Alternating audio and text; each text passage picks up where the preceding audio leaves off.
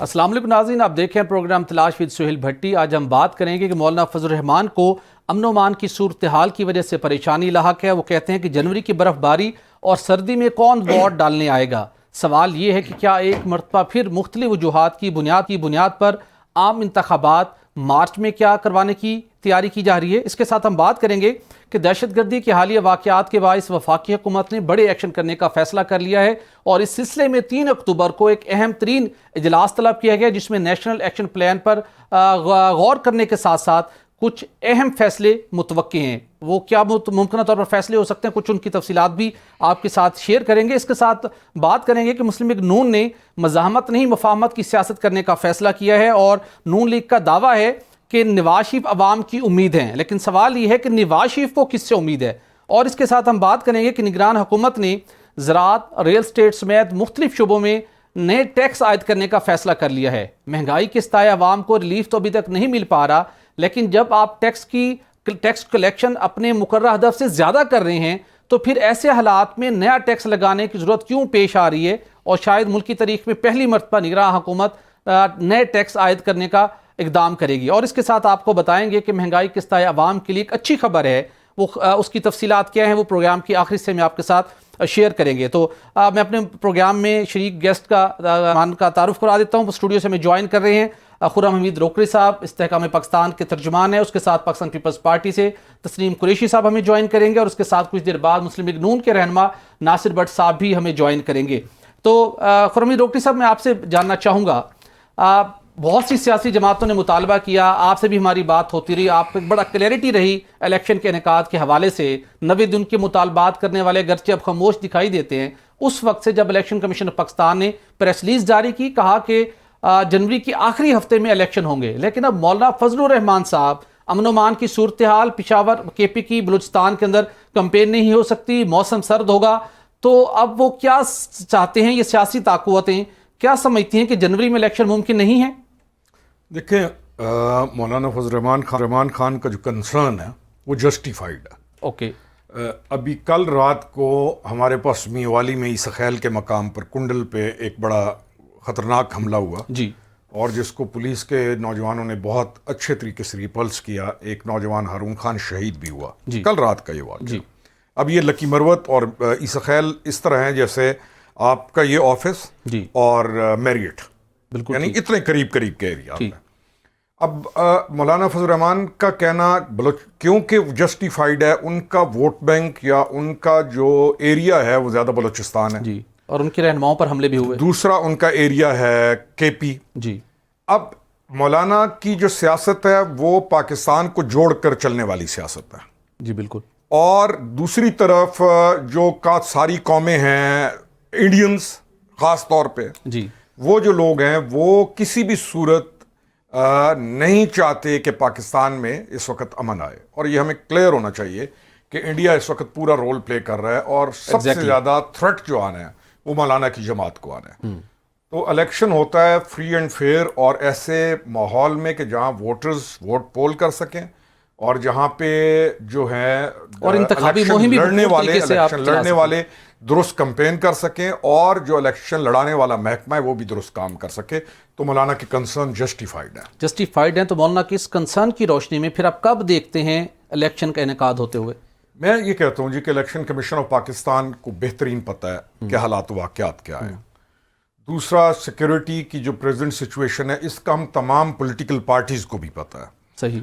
मुआशी सूरत हाल भी हमें पता है और हमने एक ऐसा जो रास्ता अपनाया है पिछले 3-4 महीनों में कि मुल्क को दुरुस्तगी की तरफ लेकर जाए जी, उसका स्टेबल होना और मंतकी अंजाम तक पहुंचने का फायदा पॉलिटिकल पार्टीज को ही है।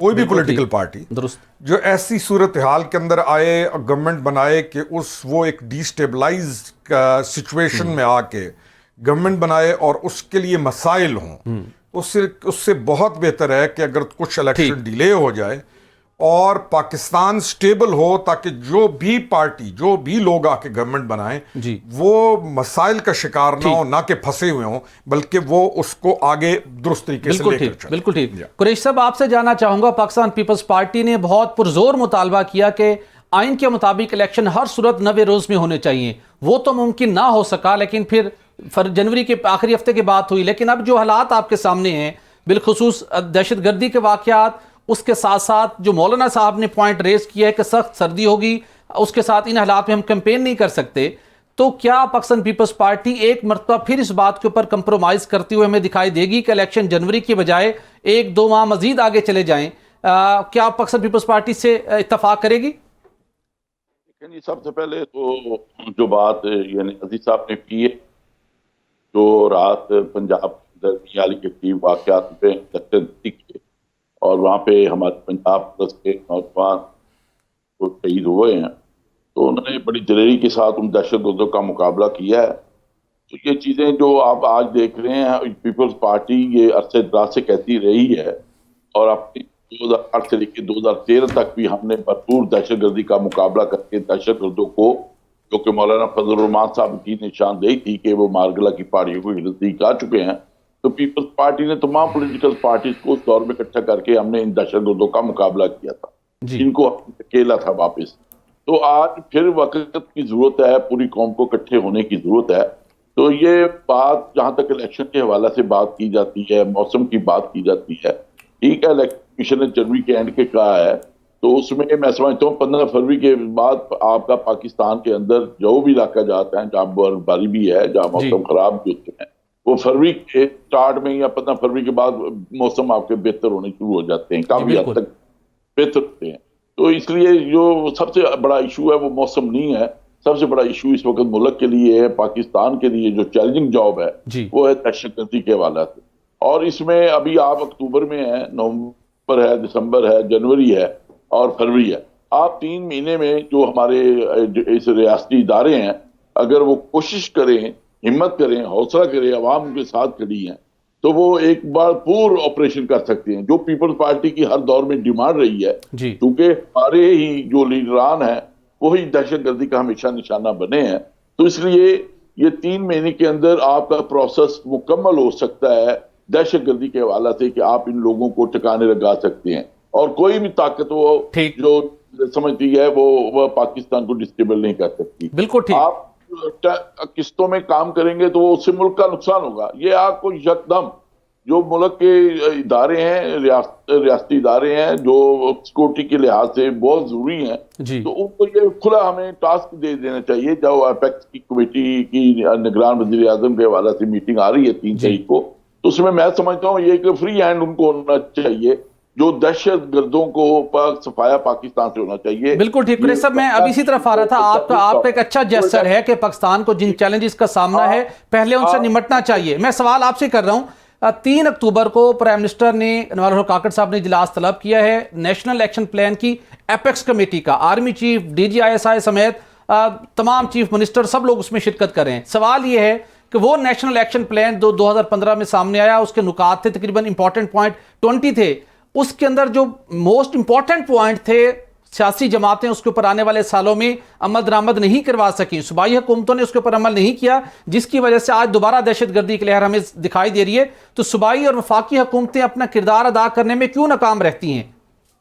देखिए, इसमें मैं समझता हूँ जो हमारी सूबाई और जो फेडरल गवर्नमेंट्स हैं, तो अगर आपको थोड़ा सा याद होगा कि 2008 से 13 तक हमने फ्री हैंड दे दिया था कियानी साहब को, आर्मी चीफ को, और पूरी कौम उनके साथ हमने खड़ी कर दी थी।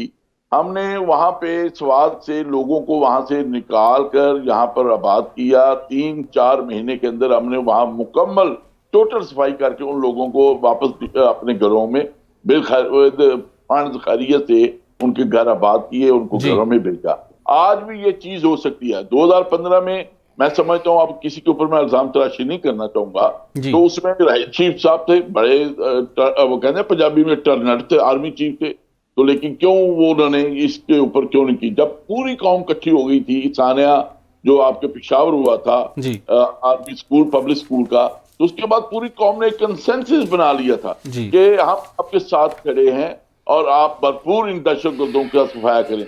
लेकिन फिर बदकिस्मती हमारी ये है, फिर इल्जाम तराशी की बात आ जाएगी। जब इमरान खान साहब आए हैं, वो जेलों से लोगों को, दहशतगर्दों को निकाला गया, वो क्या स्टोरी थी, क्या बात थी, उसके ऊपर कोई बात तहकीक सामने नहीं आ सकी। उसमें कौन कौन मुलव्वस है, क्यों ये किया गया, क्यों उनके साथ मुज़ाकरात किए गए, पीपल्स पार्टी किसी दौर में भी इनके साथ मुज़ाकरात करने के हामी नहीं थी। अगर आपको थोड़ा सा भी याद होगा, हमने भरपूर इनका मुकाबला करने का इंडिया दिया, लेकिन मैं समझता हूँ उस वक्त की जो गवर्नमेंट थी इमरान खान की थी, उससे पहले मियां साहिबान की थी, तो उन्होंने अपना एक लाएमल बना के उसके ऊपर ऑपरेशन नहीं कर सके, क्योंकि नून लीग का भी उस वक्त मौक़िफ़ यही था कि तालिबान जो है हमें माफी दें, बाकी जो मर्जी करे। आपको याद होगा हमारे चीफ मिनिस्टर थे अपना शहबाज शरीफ साहब उस वक्त। तो इसी तरह इमरान खान भी उनके गुड तालिबान बैड तालिबान की स्टोरी चलती रही है, और यहाँ पर उनको और इस गुड और बैड तालिबान की स्टोरी से, ये इस फिलॉसफी से पाकिस्तान को नाकाबिले तलाफी नुकसान पहुंचा। कुरैशी साहब, मैं रोकड़ी साहब से जानना चाहूंगा। रोकड़ी साहब, आपका ताल्लुक मियां वाली से है। कल भी वहां पे जो जिस तरीके से हमला हुआ, उसको सिक्योरिटी फोर्स के नौजवानों ने बड़ी बहादुरी के साथ उसको फेस किया, और वो बहुत मोस्ट वांटेड दहशतगर्द थे, उनको जहन्नुम वासिल किया। लेकिन सवाल ये है कि सर, ये मेरे पास ये मौजूद है नेशनल एक्शन प्लान के 20 नुकात। 2015 में भी कंसेंसस था कि जो गैर कानूनी तौर के ऊपर अफगान बशिंदे पाकिस्तान में मुकीम हैं, उन्हें हम वापस भेजेंगे। ये लोग दहशतगर्दों की फैसिलिटेशन में, फंडिंग में, स्मगलिंग में इन्वॉल्व है। लेकिन उसके बाद हमने देखा कि इम्प्लीमेंटेशन नहीं हो सकी। आज दोबारा उसी के ऊपर मीटिंग होने जा रही है। 15 अगस्त 2021 के बाद 5 लाख अफगानी गैर कानूनी तौर के ऊपर पाकिस्तान आए। हमारा अमन बुरी तरह से मुतासर हुआ है। क्या वजह है कि हम, क्या कोई आलमी बरादरी का दबाव होता है, या हम खुद एक उसमें एक उससे कहेंगे हम अदम तवज्जो का शिकार हो जाते हैं कि फिर ये चीज़ें हमें रिएक्शन इस तरह का सामने आता है? कोई आलमी बरादरी का दबाव नहीं होता। आपने अपने मुल्क के साथ सिंसियर होना होता है, और आपने अपने मुल्क के मसाइल को हल करना होता है। जी, आप मुल्क के मसाइल को हल करने के बजाय जब आलमी लीडर बनने के चक्कर में आ जाते हैं जी, और आप अपना जो मेरा काम है मैं उसको तवज्जो ना दूं, अब अगर मुझे अपना काम नहीं आएगा तो मैं गैर जरूरी काम करूंगा। जी, ये एक नेचुरल फैक्टर है। तो जब अपना काम करना ना आए और इंसान ऐसी चीजों के अंदर तवज्जो देना शुरू कर दे कि जो गैर जरूरी हो, तो फिर यही हालात होते हैं। हम शुरू से हम यही कह रहे हैं, और मेरा तो शुरू से मौक़िफ़ यही है कि आप अहलियत काबिलियत की बुनियाद पर जब तक आगे नहीं आएंगे, जब तक आप एक कन्वेंशनल जो एक तरीका है उससे हटकर अपने मुल्क के लिए काबिल लोगों को आगे नहीं लेके आते, तो यही चीज रिपीट होती रहेगी। सिंपल यही एक कंक्लूजन है, right man for the right job, right man eight right place. अगर ये चीज आपने आज करना शुरू कर दी जैसे दूसरे ममालिक ने किया, आपका मुल्क तरक्की कर जाएगा। कौन कहता है आपको आलमी दबाव कि आप अपने मुल्क का ख्याल ना रखें? क्या हमें नहीं मालूम कि हमारे पास अफगान रिफ्यूजीज जो हैं वो लाखों मिलियंस की तादाद के अंदर हैं? अब उनको पाकिस्तान से सेफली अफगानिस्तान भेजने में क्या हमें इशू क्या है? वजारत दाखिला के हुकाम से मेरी बात हुई, वो कहते हैं अक़वाम मुत्तहिदा की सिक्योरिटी काउंसिल की करारदाद है कि मुहाजिरीन को वापस नहीं भेज सकते, लेकिन ऐसे मुहाजिरीन जो इलीगल यहाँ पर हैं, जो दहशतगर्दी की कार्रवाई में मुलव्विस हैं, जो मुहाजिरीन है ना, वो आपके पास लिस्ट मौजूद है, वो बहुत कम है। 3-4 मुहाजिर कैंप हैं, कोटशाना में एक, आपके पास पेशावर में एक आधा कैंप आपके पास वो है। वो लिस्टेड मुहाजिरीन है, वो आपके पास अलग हैं। ये लिस्टेड मुहाजिरीन नहीं है जो इस वक्त आपके पास है। मुहाजिरीन के तो कार्ड्स बने हुए हैं। मुहाजिरीन तो आपके पास एक एक मुहाजिर जो उस वक्त आए हुए जो कैंप्स में अंदर है वो ऑन रिकॉर्ड है। ये मुहाजिरीन नहीं है, ये वो लोग हैं जो कि आके यहां पर रह रहे हैं, बस गए ना, इनके पास कार्ड्स हैं ना, ये मुहाजिरों की लिस्ट के अंदर हैं, और ये आ जाते हैं बॉर्डर क्रॉस करके, और it is easy for them to live here for so many years, और इनको पूछने वाला कोई नहीं। आज आपने चेक शुरू कर दिया, आज आपने अपना कंसर्न शुरू कर दिया, आप देखेंगे 3-4 महीने के बाद ये फिल्टर हो जाएगा। ये चेक शुरू हो चुका है, हमने अपने नाज़रीन के साथ शेयर भी किया। 4,500 ऐसे अफगान बाशिंदों को किया गया गुज़श्ता 2 रोज़ में। रावलपिंडी, इस्लामाबाद में क्रैक डाउन हुआ है, मुल्क के दीगर इलाकों में क्रैक डाउन हो रहा है, और इन तमाम जो उनके दस्तावेज़ात चेक की जा रही हैं। जिसके पास वैलिड डॉक्यूमेंट नहीं है उन्हें एक संबलिंग पॉइंट पर इकट्ठा करके अफगानिस्तान मुंतकिल किया जाएगा। मुस्लिम लीग नून के रहनुमा नासिर भट्ट साहब ने हमें ज्वाइन किया। भट्ट साहब, आपका बहुत शुक्रिया। मैं आपसे पोलिटिकल सूरत हवाले से तो बात करूंगा। 2015 में नेशनल एक्शन प्लान बना, मुस्लिम लीग नून की हुकूमत थी, और बहुत फोकस किया गया कि पाकिस्तान से दहशतगर्दी और शिद्दत पसंदी को उसकी जड़ से उखाड़ फेंकना है। लेकिन उसके कुछ 20 नुकात थे जो सबसे इंपॉर्टेंट थे, उसमें से कई नुकात पर आज तक अमल दरामद नहीं हो सका। तो हमारी जो पोलिटिकल गवर्नमेंट्स हैं, जो चीज़ बैठकर तय हो जाती है, फिर उसकी इम्प्लीमेंटेशन में हम कामयाब क्यों नहीं हो पाते? बिस्मिल्लाहिर्रहमानिर्रहीम। कई बातें तो मैंने आपकी नहीं सुनी, वो डिस्कनेक्ट हो जाता था फोन। ये आपने जो बात कर दी 2015 में नेशनल एक्शन प्लान जो हुआ, उस पे अमल दरामद जब होना शुरू भी हुआ और कुछ चीजें रह गई, उसके बाद आप देखें हालात क्या हुए अंदरूने पाकिस्तान के अंदर। कुछ जिनके आप लोगों को भी नाम पता है कि उन लोगों ने क्या क्या ये एक कहते हैं ना कि पाकिस्तान को डिस्टेबलाइज करने के लिए क्या क्या उन्होंने चीजें सामने आई, जो अब हालात जो है ये इस नए तक पहुंचने में जिन लोगों का हाथ था, जो लोग इसमें मुलविस थे, चाहे वो स्क्रीन के पीछे थे, अब वो सामने आ चुके हैं।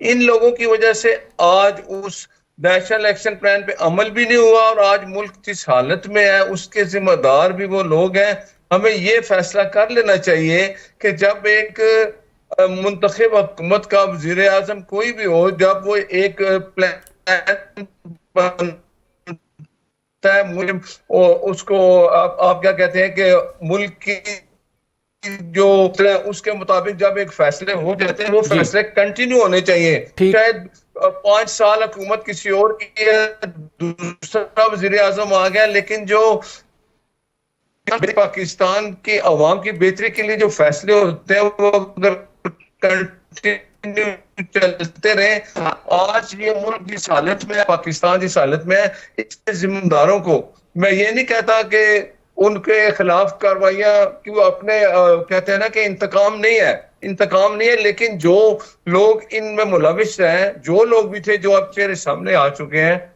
उनका अवाम एहतसाब करें। जब एहतसाब होगा तो फ्यूचर में पाकिस्तान जब बेहतर की तरफ जाएगा तो कोई लोग इसकी तरफ इस चीज का सोचेंगे भी नहीं। साहब, आप एक मरतबा फिर एहतसाब का मुतालबा कर रहे हैं। आपके कायद ने कुछ रोज कबल मुतालबा किया था, 5 शख्सियात के नाम लिए, फिर शहबाज शरीफ साहब एक्टिव हुए और अब कहा जा रहा है कि मुस्लिम लीग नून ने यू टर्न ले लिया है। अब उन्होंने मुजाहमत की बजाय मफाहमत की सियासत करने का फैसला किया है। फिर तो इस मामले को जो आप दोबारा टेकअप कर रहे हैं, तो ये तो नून लीग का बयान नहीं है। अब तो आपको सिर्फ इंतखाबी मुहिम की जानिब बढ़ना चाहिए और उसके लिए जो आगे आप मफाहमत चाहते हैं, मुल्क की तमीर नौ पे फोकस करना चाहते हैं, तो फिर तो उस पर अब आपकी तवज्जो होनी चाहिए। ये देखें, मैं आपको एक बात बताऊं, आपने जो बात की है मुफाहमत की सियासत, नवाज शरीफ ने अगर ऐसी बात करनी होती तो 2018 में जब ये सारा कुछ हुआ तो उस वक्त आपको पता है कि अगर मियां नवाज शरीफ साहब मुफाहमत की सियासत करते और उन लोगों का नाम जो है वो उनको अगर को उसके इंतकाम की सियासत मियां नवाज शरीफ नहीं करते, लेकिन जो मुजरिम है, जो इसके जिम्मेदार हैं, मैं आपको दावे से कह रहा हूं कि मियां नवाज शरीफ साहब उनको कभी माफ नहीं करेंगे, इसलिए कि ये मुल्क की मफाद में है। अवाम की जो आज हालत है उनके जिम्मेदारों को कटहरे में लाना चाहिए। ये अगर आप ये नहीं करेंगे तो मुल्क कैसे आगे जाएगा? आपने खुद अभी सवाल किया कि वो 2015 वाली पॉलिसी में अमल क्यों नहीं हुआ, उसकी वजह भी यही है। ठीक है, बस एक पॉइंट वाज़ेह कर दीजिएगा। आप कह रहे हैं कि नवाज शरीफ माफ नहीं करेगा, उस माफ ना करने का क्या मतलब ये है? एक तो ये कहा जा रहा है कि मामला अल्लाह पे छोड़ देते हैं, वो मामला है। ये दूसरा माफ ना करने का मामला ये है कि आप जब दोबारा इक्तिदार में आते हैं, जो आप कॉन्फिडेंट है, आप कह रहे हैं कि आगे नून लीग का टाइम है, उन्हें हुकूमत मिलेगी, नवाज शरीफ चौथी मरतबा वज़ीर आज़म बनेंगे, तो क्या वो माफ ना करने का मतलब ये है कि वो प्राइम मिनिस्टर बनकर उन सब से सब जवाब तलब करेंगे, उनके खिलाफ कार्रवाई करेंगे? ये अभी तक क्लैरिटी है नून लीग को? बात बता दूं, मियां नवाज शरीफ जो है ना इंतकाम की सियासत नहीं करते, लेकिन वो मुजरिम जो 2018 का पाकिस्तान किस हालत में पाकिस्तान चल रहा था, उसके बाद ये लोग जो आए, जो लोगों को मुसल्लत किया गया, जो लोग जिम्मेदार हैं, मैं आपको फिर आवाज देके कह रहा हूँ, ये साकिब निसार, फैज बाजवा, आसिफ सईद खोसा, अगर कौम समझती है कि ये मुजरिम है, नवाज शरीफ इंतकाम की सियासत नहीं करता, लेकिन इन मुजरमों को सजा अगर नहीं मिलेगी तो पाकिस्तान आगे नहीं चलेगा। लास्ट क्वेश्चन मैं आपसे पूछ लूंगा, चूंकि आप ट्रैवल कर रहे हैं, आप सिग्नल शायद ठीक ना हो। कल इकबाल जफर झगड़ा साहब हमारे प्रोग्राम में थे, उन समेत काफी सारे लोग हैं जो आपकी क़यादत से नाराज हैं, उनकी बात को सुना नहीं जा रहा। उनका दावा है कि नासिर भट्ट साहब ने कुछ यकीन दहानी करवाई है कि मामलात को हल करवाएंगे। तो नून लीग के अंदर जो नाराज धड़ा है उसको दोबारा क़यादत से मिलवाने समेत उनको पॉलिसी, उनको डिसीजन मेकिंग के अंदर दोबारा वापस लाने के लिए कुछ आप रोल प्ले कर रहे हैं, या खैबर पख्तूनख्वा को अमीर मकाम साहब ही लीड करेंगे? देखें, एक बात सुने, जो बड़ा खानदान होता है ना, उसमें छोटी मोटी बातें चलती रहती हैं। आप देखेंगे मियां नवाज शरीफ के इस्तकबाल के लिए सब मुस्लिम लीगी इकट्ठे हो रहे हैं। आपको पता है कमेटियां बन रही हैं। ये बिल्कुल ठीक कह रहे हैं जगह साहब।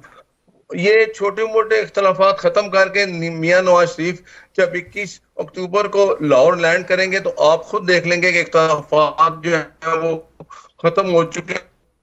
अगर मुस्लिम लीग का चाहने वाला, मियां नवाज शरीफ का चाहने वाला, पाकिस्तान को अगर मजबूत करना है तो वो एक ही नाम है जिसका नाम है मियां नवाज शरीफ। उनका इस्तकबाल होगा। आप देखेंगे कि जितने लोग, जितनी अवाम इकट्ठे आके उनका इस्तकबाल करेंगे, वो आपको ये बताएगा कि इस अवाम की दिलों की जो उमंग है वो नवाज शरीफ है। नवाज शरीफ एक ऐसा नाम है जो इस मुल्क को तरक्की की तरफ ले जाएगा, महफूज हाथों में रखेगा। और सब लोग, आपकी बात ठीक है कि इख्तलाफात खत्म हो रहे हैं, और मेरे कहा जब पाकिस्तान आएंगे आप देखेंगे कि सब एक बट साहब, लास्ट क्वेश्चन, मरियम नवाज साहबा ने कहा है कि जो इस्तकबाल के लिए नहीं आएगा वो टिकट की उम्मीद ना रखे। ये धमकी है, ये लोगों को, ज्यादातर लोगों को लाने के लिए एक मोटिवेशन देने की कोशिश है। हमें तो थ्रेट लग रहा है। नहीं, वो ये बात थी, मैं उस इजलास में मौजूद था। वो जो ये बात सिर्फ वो थी कि टिकट होल्डर है, अगर वो 300 बंदे लाते हैं, 400, एक आपको पता है ना टारगेट है हर बंदा, तो वो ये कह रही थी कि अपने टारगेट को आप ज्यादा बनाएं, जो टिकट का फैसला है वो बाद में होना है, वो मियां साहब आके करेंगे। यहाँ टिकटों की बात नहीं हो रही, यहाँ मियां साहब के इस्तकबाल की बात हो रही है। तो इस्तकबाल के लिए हर कारकुन इकट्ठा हो रहा है। मैं कहता हूँ वो उन्होंने ये कहा था कि एक कारकुन है, उसके साथ 10 बंदे हैं, चाहे वो नाराज है, वो भी अगर लेके मुस्लिम लीग नून के कायद का इस्तकबाल करने आता है तो उनको वेलकम किया जाएगा। ये कोई ऐसी बात नहीं है। टिकटों के फैसले तो कायद आगे खुद करेंगे, वो वक्त अभी दूर है। अभी इस्तकबाल की बात हो रही है कि 21 अक्टूबर को मियां नवाज शरीफ का इस्तकबाल करेंगे, और ये इस्तकबाल एक तारीख रकम करेगा इंशाल्लाह। बिल्कुल ठीक। नासिर भट्ट साहब, आपका शुक्रिया। तस्नीम कुरैशी साहब, आपसे जानना चाहूंगा, अगरचे कि इलेक्शन कमीशन ऑफ पाकिस्तान के कानून में तरमीम करते हुए निगरान हुकूमत को एम्पावर किया गया कि वो कुछ बड़े फैसले भी अब कर सकती हैं, लेकिन ये कहा गया था जो ऑन गोइंग प्रोजेक्ट्स होंगे या ऑन गोइंग पॉलिसीज हैं उनसे मुतल्लिक फैसले करेंगे। लेकिन अब खबर ये सामने आई है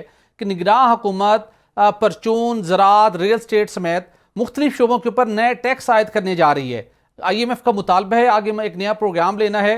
क्या ये टैक्स आयद करने का फैसला दुरुस्त होगा निगरान हुकूमत की जानिब से, जिनके पास बराह रास्त अवाम का मैंडेट नहीं है, या ये आने वाली हुकूमत को बिल्कुल एक कंफर्टेबल है, हम एक सिनेरियो देना चाहते हैं कि उनके ऊपर कोई क्वेश्चन ना रेज कर सके, जितनी बड़े तल्ख या फैसले होने हैं या कड़वियाँ गोलियां खानी हैं वो पहले ही निगरान हुकूमत के टाइम में वो आवाम को खिला दी जाए?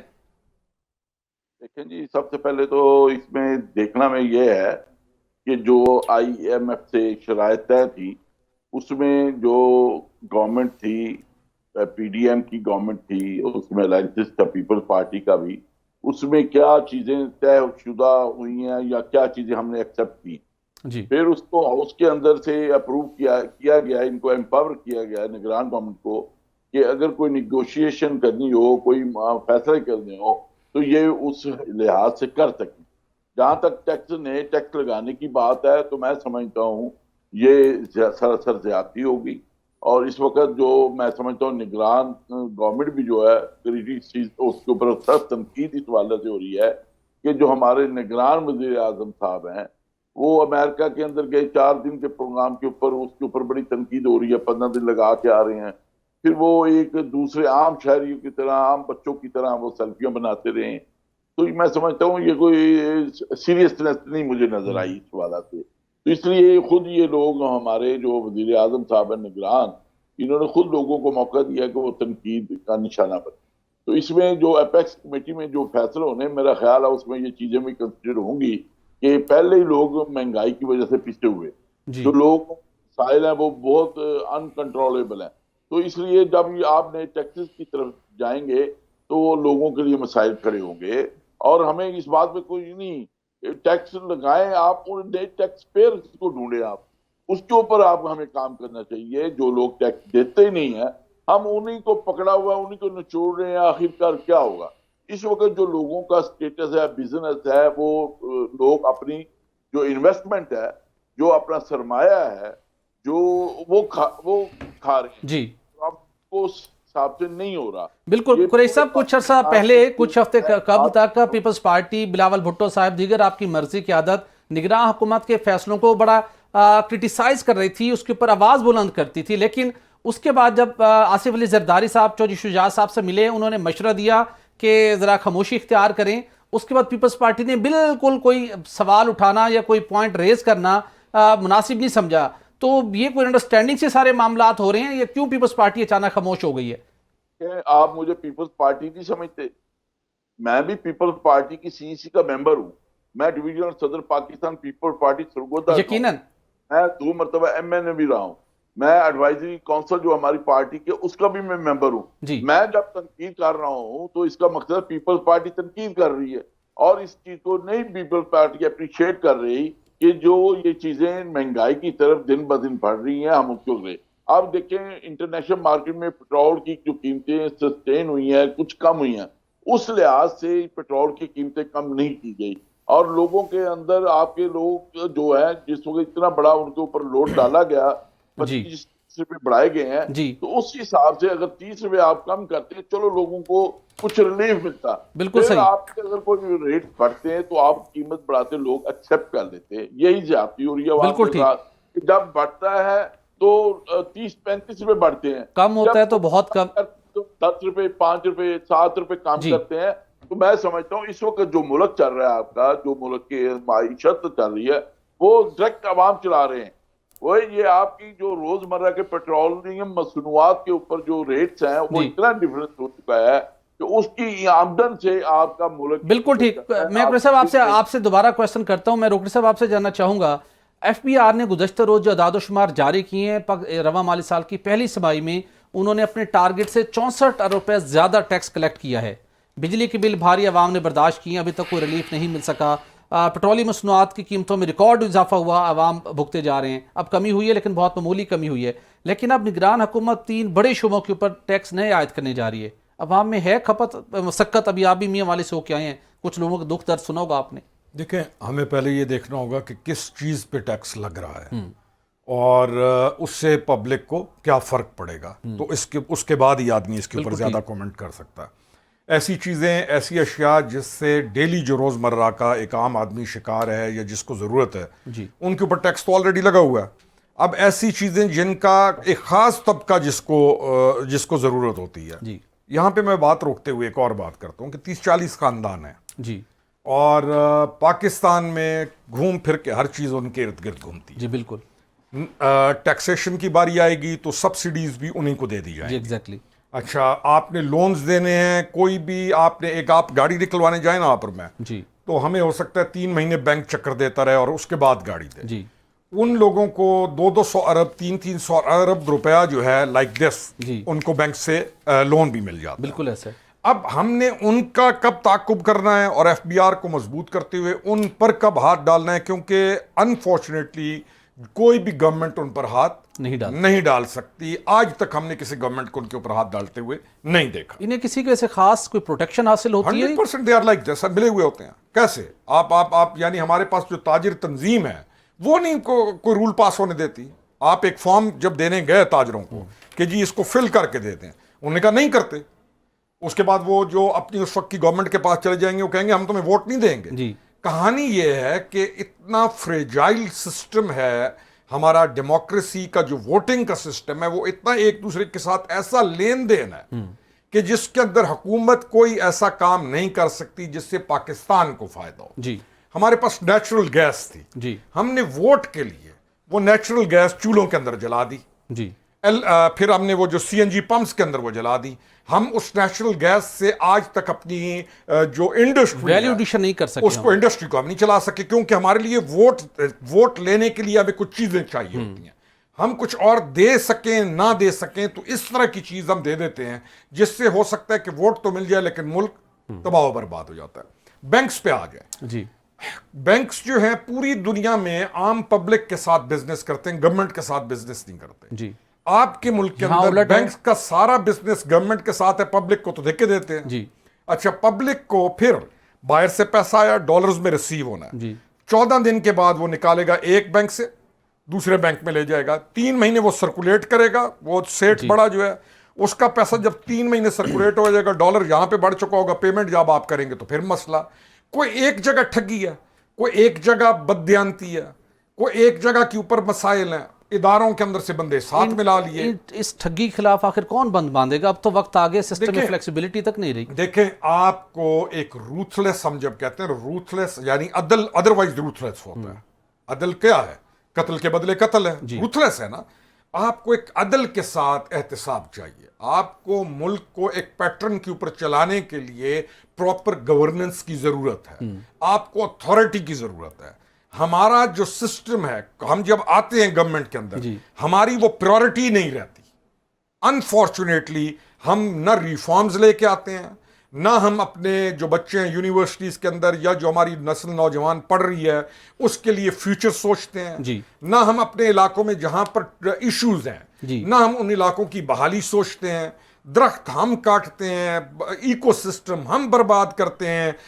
जो दुनिया, सिर्फ हम घूमने, जिनके पास पैसा है ना, वो दुनिया में घूमने जाते हैं, 15 दिन यूरोप के अंदर याशी करने के बाद वापस आके कहते हैं क्या मुल्क है। और वही आदमी इस मुल्क के अंदर एक बेहतरीन मकाम पे पहुंचकर अपने लोगों की सिवाय तजलील के और अपने लोगों को सिवाय रुसवा करने के और मुल्क के और कुछ नहीं सोचता। This is what we are. बिल्कुल सही। लोकल गवर्नमेंट सिस्टम कौन नहीं लाने देता? हम नहीं लाने देते, हम उसको एबॉलिश करते हैं। हम कहते हैं लोकल गवर्नमेंट सिस्टम चाहिए ही नहीं। ये हमारे साथ इश्यूज हैं, हमारी बातें बहुत ज्यादा हैं, हमारी बातें बहुत ज्यादा हैं और ये हमारे साथ इश्यूज हैं। और हम इजी मनी चाहते हैं। टैक्स कौन देगा? जो होल्डर है वो टैक्स देगा। जो ब्लैक मनी, जिसने अरबों खरबों रुपए कमा के अपने घर के अंदर रखे, वो टैक्स देगा। सवाल पैदा नहीं होता। टैक्स देना है आपने और मैंने, जी बस। बिल्कुल ठीक है। लेकिन बहरहाल ये जो रविश है इसको बदलने की तो अच्छी जरूरत है। कुरैशी साहब, आपसे जानना चाहूंगा, पार्लियामेंट के अंदर मिसाक जमहूरियत के बाद हमने सुना था कि मिसाक मौशत की भी बात हुई थी। मुस्लिम लीग नून भी उसके ऊपर मुत्तफिक दिखाई दी। आसिफ अली जरदारी साहब ने भी बात की, बिलावल भुट्टो भी ये बात करते हुए दिखाई दिए। बदकिस्मती के साथ हमारे यहाँ 3-4 साल की बुनियाद के ऊपर पॉलिसीज बनती रहीं, जिसका खमियाजा इस मुल्क की अवाम आज तक भुगत रही है और हम एक बदतरीन मुआशी एक बहरान से दुचार हुए। तो आप नहीं समझते कि कोई एक मिसाक मौशत का एक ऐसा प्लेटफॉर्म होना चाहिए जितनी जमातें सब उसके ऊपर मुत्तफिक हो, लॉन्ग टर्म पॉलिसीज बने, लॉन्ग टर्म प्लानिंग हो, सियासत कोई भी करे, इक़्तिदार कोई भी आए, वो मामला, वो पॉलिसीज डिस्टर्ब नहीं होनी चाहिए? देखें, आपने बड़ी बड़ी अच्छी अच्छी बातें की हैं। तो मैं समझता हूँ जब सियासतदान या पॉलिटिकल पार्टी, जमहूरी पार्टी इक़्तिदार में आती हैं तो बड़ी अच्छी पॉलिसी बनाती हैं आवाम के लिए। जी। जब वो आवाम के लिए बनाती हैं तो उसकी इम्प्लीमेंटेशन इस्लामाबाद में करनी होती है। जी। और जब इस्लामाबाद के हाथ लगता है, जहां भी बस चलता है, वो इम्प्लीमेंटेशन नहीं होती। जैसा कि एक बहुत बड़ा काम पाकिस्तान पीपल्स पार्टी के दौर में हुआ 18वीं तरमीम के वाला से, कि जो सूबे हैं वो खुद कफील हो जाएंगे, जो कमाई उनकी है वो उनको ही दे दी जाए। लेकिन कुछ सूबों में ये इम्प्लीमेंट हो सका, वो उन्होंने प्रेशर दे के वो इम्प्लीमेंट हुआ। कुछ सूबों में वो नहीं हो सका। उसकी कहा जाता है कि जी 18वीं तरमीम ने क्या लोगों को दिया? कुछ भी नहीं दिया, ये दिया। भाई उसको इम्प्लीमेंट मुकम्मल तो होने दो। इम्प्लीमेंट तो होने नहीं देते। जब इम्प्लीमेंट नहीं होगा तो आप क्या उसको देंगे? इसी तरह आपका रेकॉर्डिंग का जो है बलूचिस्तान वाला, आप अरबों डॉलर आपके ऊपर फाइन है, वो किसने किया? वो कहाँ है चीफ जस्टिस साहब जिन्होंने रोका था? ये चीजें आप ये भी उठाए ना साथ। ये खाली सिर्फ सियासतदान ही बुरे तो नहीं है। जी बिल्कुल, जुडिशरी का उसमें मैटर है, उसमें जो आजकल बड़ा हाईलाइट हो रहा है। जवाब तलबी होनी चाहिए, कोई दूसरी से राय नहीं है, नाकाबिले तलाफी नुकसान पहुंचा। क्या आज वो जुर्माना है जी। फिर इसी तरह आपको मैं बताता जाऊं, एनर्जी क्राइसिस को मीट आउट करने के लिए पीपल्स पार्टी के दौर में ईरान के साथ हमारी नेगोशिएट हुई और हमने अपने 5 साल के अंदर वहां पे पाइपलाइन अपने बॉर्डर पे भेज दी। नेक्स्ट हमें नहीं आने दिया गया, वो सजा हमने भुगती है वो पाइपलाइन की भी। यहाँ पे बड़े माचे खान बनते हैं ना, बड़े बड़े लीडर, और भाई गर्दन देनी पड़ती है ऐसे प्रोजेक्ट के लिए। हमने वो प्रोजेक्ट लगवाया और फिर यहाँ पे नून लीग की गवर्नमेंट आई, उन्होंने 5 साल रहे इक़्तिदार में, वो उसको क्यों नहीं आगे लेके बढ़े? और भाई इमरान खान अमेरिका रोजा गालियां निकालता था बैठ के, वो कहाँ चला गया था? वो क्यों नहीं उसको लेके चला? ये चीजें देखने वाली हैं। जी बिल्कुल। उस पार्टी कलेक्टर थे जिसने बिला झिझक ये बाहर लीडरों ने कहा था कि हमने आपके नखरे नहीं देखने, हमने अपनी मजबूरियां देखनी है और हम इसको इम्प्लीमेंट करेंगे। और मैं आज दावे से कह रहा हूं, ये प्रोजेक्ट इंशाल्लाह हमने शुरू किया है पाक ईरान पाइपलाइन का, और इंशाल्लाह हम ही इसको रवा करेंगे। और हम पाकिस्तान के जो अंदर एनर्जी क्राइसिस है, इंशाल्लाह हम इसको बीट आउट करेंगे। इसको कम से कम करेंगे और लोगों को इंशाल्लाह रोजगार भी मिलेगा। देखें इस वक्त आपको महंगी बिजली क्यों पड़ रही है, आपका एनर्जी क्राइसिस है। आपके पास ईरान के अंदर से जो पाइपलाइन नहीं कुरैशी साहब, अगर आपने आईपी पाकिस्तान पाइपलाइन को आईपी पाइपलाइन को आपने अगर एग्जीक्यूट करना है तो उसके लिए जरूरी है कि आपको इख्तियार में हो, पीपल्स पार्टी हो सकता है भाई जी, बात ऊपर से सुन लें, बर्दाश्त कर लें। इसलिए मैं कहता हूं जब सियासतदान फैसले करें वो कोई दिमाग से खाली नहीं होते, वो सोच समझ के करते हैं। और खुसूसन पीपल्स पार्टी ने जब भी फैसले किए हैं अवाम की फलाह के किए हैं, मजदूर और किसान के लिए किए हैं, तो लेकिन यहाँ पे हमारे इस्लामाबाद वाले बड़े जालिम है और बड़े मैं समझता हूँ कुरैशी साहब, इस्लामाबाद में आप भी होते हैं। मैं छोटा सा एक मासूमाना सवाल करना चाहता हूँ। नून लीग के साथ आप हर बात बनवा लेते हैं जरदारी साहब, उनको तीसरी मरतबा प्राइम मिनिस्टर बनाना वो कंडीशन शामिल कर लेते हैं, सूबाई हकूक बनवा लेते हैं, लेकिन आईपी पाइपलाइन को मुकम्मल करवाने में पीपल्स पार्टी क्यों अपना रोल प्ले नहीं कर सकती थी? भले आप सिस्टम से बाहर थे, नून लीग वाले आपकी हर बात को वेटेज देते हैं। सर ये पूछे ना, हमसे जो पूछ रहे हैं हम तो लेके आए हैं भाई, उनसे पूछिएगा, नासिर भट्ट साहब से पूछिएगा, ये पीटीआई के हमारे कुछ दोस्त अगर बैठे हैं तो उनसे पूछ लीजिएगा कि आप तो 5 साल गुजार के गए हैं, आप बड़े मोतबर थे, आप सऊदीया के भी नजदीक थे, तो आपने ये इम्प्लीमेंटेशन क्यों नहीं होने दी, क्यों नहीं करवा सके? गर्दन देनी पड़ती है भाई, ऐसे नहीं हो जाता। ये तो गर्दन हमने दी हुई है इस मुल्क के लिए। ये जुल्फकार अली भट्टो ने अपनी गर्दन दी है, मुसलमानों को कच्चा किया एक स्टेज पे। आज तक वो चीजें जो है इसको हाईलाइट किया करें भाई। जो भट्टो ऐसे नहीं फांसी चढ़ गया था, उसने मरज़इयों को काफिर डिक्लेयर किया, ऐसे फांसी चढ़ गया था भट्टो। उसने मुस्लिम उम्मा को कच्चा किया था, ऐसे चढ़ गया था फांसी पे।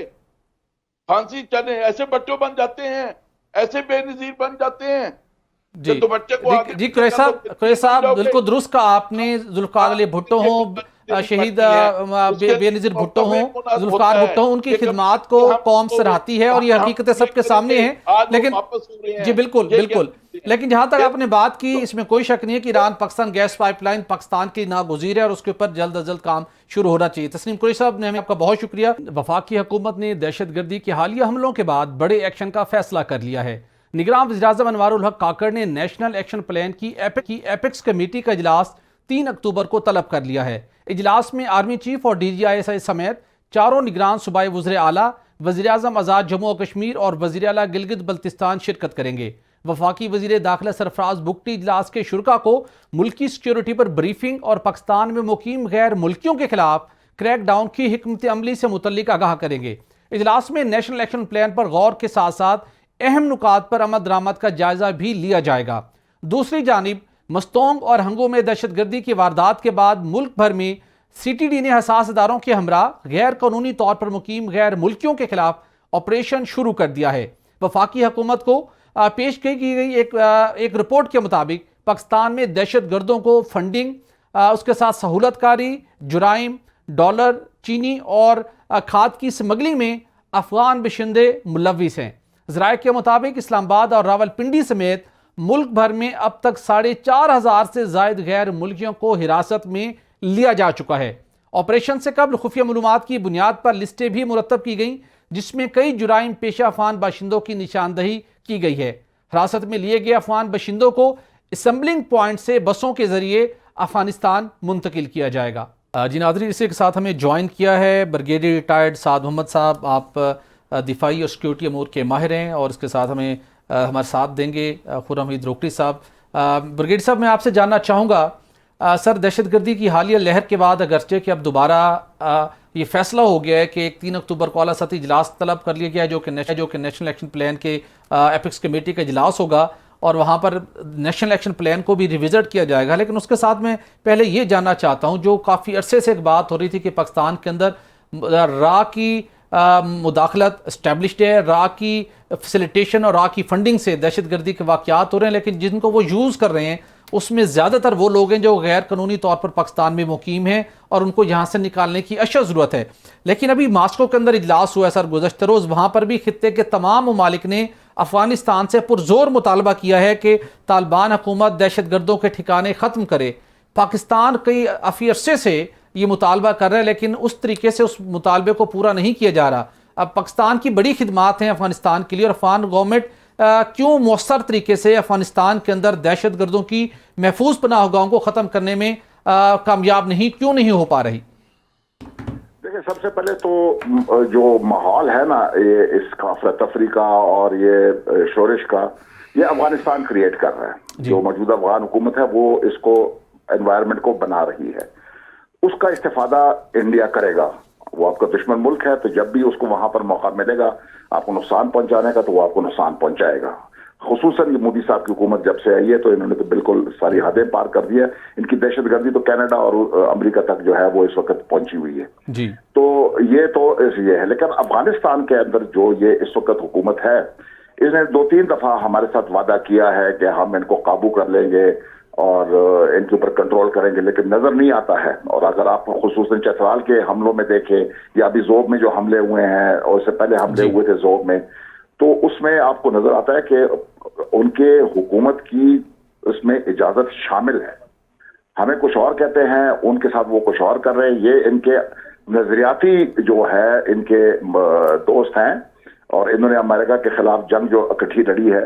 तो अफगानिस्तान के ऊपर मुझे नहीं लगता कि हमें एतबार करना चाहिए जी, क्योंकि उन्होंने इस किस्म के काम जो है वो जारी रखने हैं, क्योंकि बहुत वादे हमारे साथ हो चुके हैं। बहुत दफा उन्होंने कह दिया कि तो सर अब जो खित्ते के तमाम ममालिक ने मास्को में अफगानिस्तान से मुतालबा किया है, क्या तवक्को रखते हैं कि अफगान हुकूमत कुछ टस से मस होगी ऐसे अनासिर खिलाफ कार्रवाई के लिए?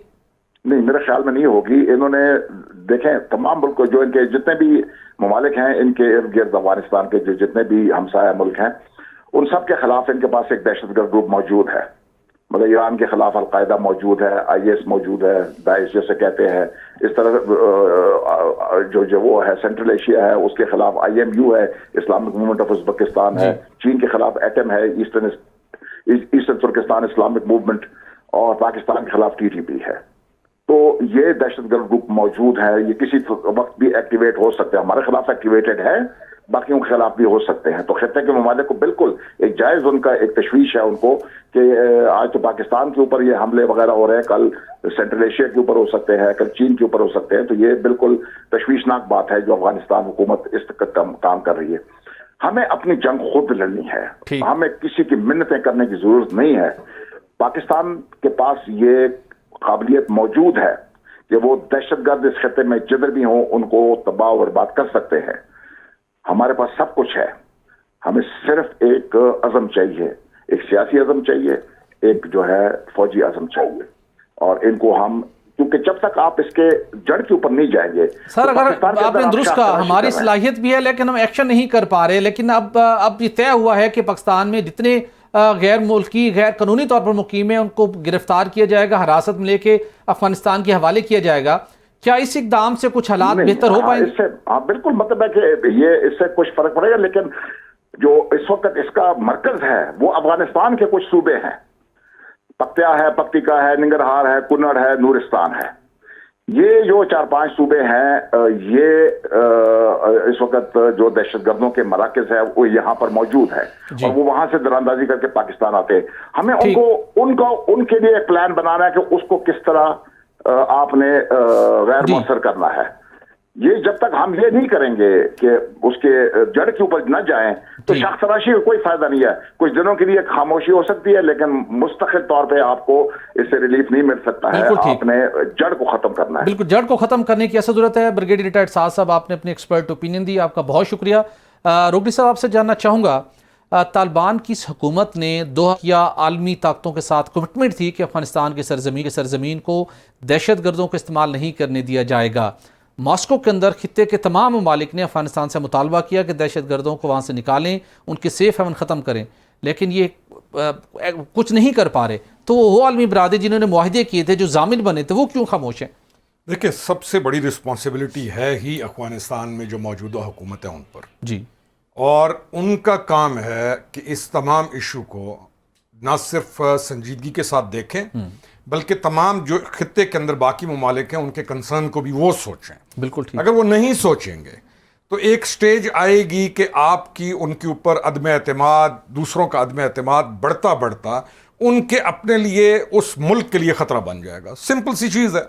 इसलिए उनको ये बावर कराना जी कि आपने इधर रहते वक्त हमारे मामलात के अंदर एविडेंस देकर, हमारे पास एविडेंस मौजूद है, फिर हमने अपने मुल्क की हिफाजत करनी है और हमने किसी और मुल्क को इजाजत नहीं देनी कि वो हमारे मुल्क के अंदर कोई भी ऐसी कार्रवाई करे जिससे हमारी सालमियत को नुकसान पहुंचे। यकीन जानिए, हम जितना सीरियस होंगे खुद अपने मुल्क के बारे में, बाकी सारे उतना ही सीरियस होते जाएंगे। उनकी डिपेंडेबिलिटी हमारे पे बहुत ज्यादा है, ठीक, हमारी इतनी डिपेंडेबिलिटी नहीं है। दूसरी चीज, हम आगे देख रहे हैं पाकिस्तान को, चाइना को, सेंट्रल एशिया स्टेट तक जाने के लिए जी हम चीजों को इस तरीके से देख रहे हैं कि कल सेंट्रल एशिया, ईरान से पाकिस्तान, आगे अफगानिस्तान से गुजार कर हमने सेंट्रल एशिया पहुंचना है जी। तो हमें हर सूरत खित्ते के अंदर अमन की जरूरत, यकीनन हमें जंग की जरूरत बिल्कुल सही नहीं, बिल्कुल ठीक, और बहुत सारे रास्ते हैं। और जब एक आती है ना खुशहाली जी, हम कबायली इलाकों से रहने वाले हैं, जब हम उनसे निकल कर बाहर बड़े शहरों के अंदर आके रहते हैं ना, तो हम वो लड़ाइयां, झगड़े, वो चीजें भूल जाते हैं, बिल्कुल ठीक, क्योंकि हमें अच्छी जिंदगी मुयस्सर होगी। बिल्कुल ठीक। तो जब अच्छी जिंदगी मुयस्सर होगी और इकोनॉमी बेहतर होगी, तो फिर जाके इन चीजों को लोग छोड़ेंगे। Let's look for the better future of region. ये बहुत जरूरी है। रोकरी साहब, आपका बहुत शुक्रिया कि खित्ते के हालात बेहतर, यहाँ से दहशतगर्दी की जड़ को, दहशतगर्दी के नसूर को खत्म किया जाए। नाज़रीन, रूस से खाम तेल की दरामद में एक और बड़ी पेशरफ्त सामने आई है। तमाम तर रुकावटों के बावजूद रूस से सस्ते खाम तेल का दूसरा कार्गो पाकिस्तान पहुंच गया है। ये एक्सक्लूसिव स्टोरी हम प्रोग्राम तलाश के तवज्जो से आप तक पहुंचा रहे हैं, जिसके मुताबिक रूस से 1 लाख टन मैट्रिक खाम तेल का कार्गो पाकिस्तान की रिफाइनरी सिनर्जिको पाकिस्तान ने दरामद किया है। पाकिस्तान की सबसे बड़ी रिफाइनिंग सलाहियत की हामिल रिफाइनरी सिनर्जिको इस खाम तेल से पेट्रोल और डीजल तैयार करके मुल्क में फरोख्त करेगी, जबकि फर्नेस ऑयल आलमी मार्केट में फरोख्त करके ज़र मुबादला कमाएगी। एक अंदाजे के मुताबिक इस खाम तेल के कार्गो को पाकिस्तान में रिफाइन करने से आलमी मार्केट के मुकाबले में 15% ज़र मुबादला की बचत होगी।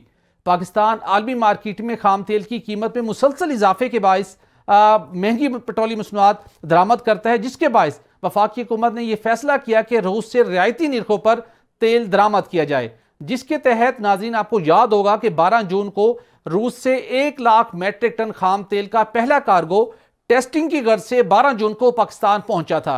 इस खाम तेल को PLL रिफाइनरी ने प्रोसेस करने के बाद पेट्रोलियम मसनूआत तैयार की, जिससे कौमी खजाने को $8 लाख से ज्यादा की बचत हुई थी। दूसरी जानिब तवील मुद्दती मुआहदे के तहत रियायती निर्खों पर खाम तेल और पेट्रोलियम मसनूआत की खरीदारी के लिए पाकिस्तानी वफद 10 अक्टूबर को रूस रवाना होगा। रूस आलमी फ्रेमवर्क के तहत पाकिस्तान को $60 फी बैरल खाम तेल तवील मुद्दती मुआहदे के तहत फरोख्त करने पर रजामंद हो चुका है। ये एक बहुत बड़ी डेवलपमेंट है और खाम तेल की पाकिस्तान को तरसील पर उठने वाले अखराजात भी रूस खुद बर्दाश्त करेगा। माहिरीन के मुताबिक रूस से खाम तेल की दरामद बढ़ने से पाकिस्तान को सालाना $1 अरब की बचत मुमकिन हो सकती है, लेकिन जरूरत इस अमर की है कि वफाकी हुकूमत और वजारत तवानाई के हुकाम जल्द तवील मुद्दती मुआहदे को रूस के साथ कंक्लूड करें, जिससे पाकिस्तान में रशिया से दरामद की गई एनर्जी प्रोडक्ट की क्वांटिटी को बढ़ाया जा सके। और यही वो एक रास्ता है जिससे पाकिस्तान की ज़र मुबादला के ज़खायर को और अवाम को एक बड़ा रिलीफ मिल सकता है, चूँकि रशिया से पड़ोसी मुल्क ने भी अरबों डॉलर की पेट्रोलियम मसनूआत इंपोर्ट की, जिससे उनको रियायती निर्खों पर पेट्रोलियम मसनूआत रूस की जानिब से फ्राहम की गई थी। तो नाज़रीन, आज के प्रोग्राम का वक्त खत्म हो जाता है, इजाज़त दीजिए, अल्लाह हाफिज़।